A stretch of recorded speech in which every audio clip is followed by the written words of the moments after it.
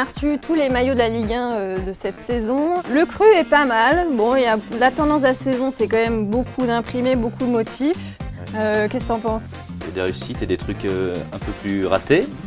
On va les classer du coup. Bon, la grosse déception, c'est l'Olympique Lyonnais qui fête cette année ses 70 ans et qui nous sort un simple t-shirt blanc. Bon. Oui, déjà qu'ils ont toujours un peu de mal à savoir s'ils doivent avoir un scapulaire ou des bandes, horizontales ou verticales. Là, ils n'en ont pas du tout, donc ça pourrait aussi bien être le maillot des États-Unis ou le maillot B du Clermont Foot. Mais la réponse du club, parce qu'on leur a demandé pourquoi ils avaient fait un maillot aussi simple, c'est que les maillots lifestyle se vendent mieux que les maillots historiques. C'est encore le marketing qui gagne. Oui, puis c'est un mauvais argument, parce que si on veut être une marque très identifiable, c'est aussi important d'avoir un maillot très identifiable.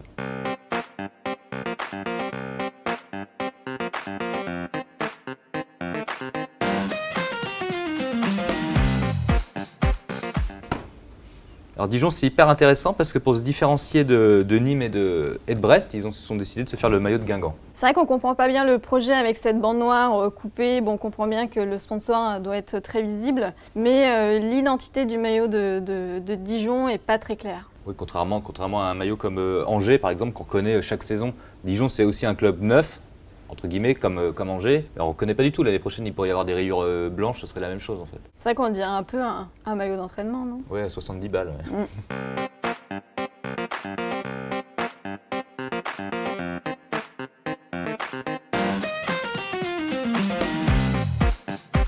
Et le gros fail de l'année nous est offert par le FC Nantes. Alors, ils ont voulu mixer cette saison le maillot mythique européen tout jaune avec les bandes vertes. Le résultat est vraiment raté. Ce pseudo-mix, c'est une très mauvaise idée. C'est vraiment essayer de vendre du culte en faisant n'importe quoi. Parfois, on a un peu l'impression que les décideurs au FC Nantes ont oublié que c'était un très grand club.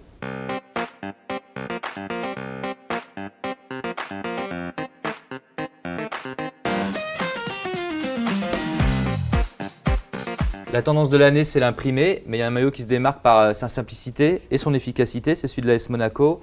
D'ailleurs, en parlant de simplicité, on a un peu aussi hésité avec Saint-Etienne qui a fait à peu près la même chose, voilà. Mais bon, on a préféré celui de Monaco, notamment parce qu'il y a le retour, enfin, après le fail de l'année dernière, de la vraie diagonale. Ouais, une vraie diagonale. Alors pour la petite histoire, c'était la princesse Grace qui l'a créée en 1960, après la victoire de l'ASM en Coupe de France face à Saint-Étienne. Avant, c'était un maillot rayé, comme beaucoup, blanc et rouge. Du coup, c'est les 60 ans de la diagonale cette saison. Et maillot collector? Ouais, maillot collector, un maillot que le supporter peut avoir et il sera très content d'avoir dans 10 ans.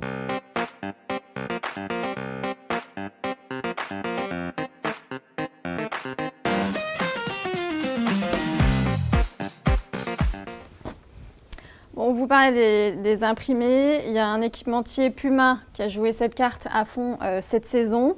C'est risqué, ça passe sous sa caisse.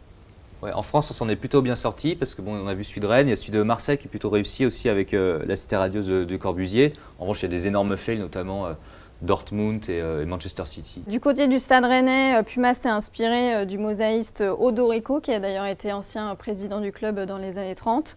Le résultat est réussi, les supporters sont plutôt contents, je crois. Ouais, j'ai eu des très bons retours. En plus, ça tombe super bien puisque c'est l'année de la découverte de la Ligue des Champions. Donc ça va être une pièce de collection qui devrait s'arracher.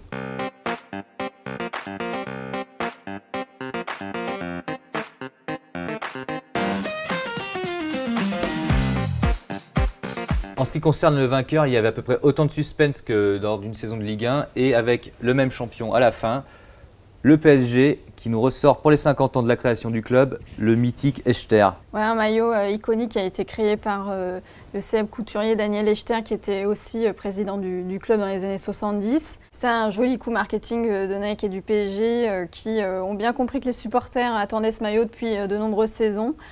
Dommage quand même que la bande soit coupée par le sponsor, mais je pense que les ventes seront largement au rendez-vous.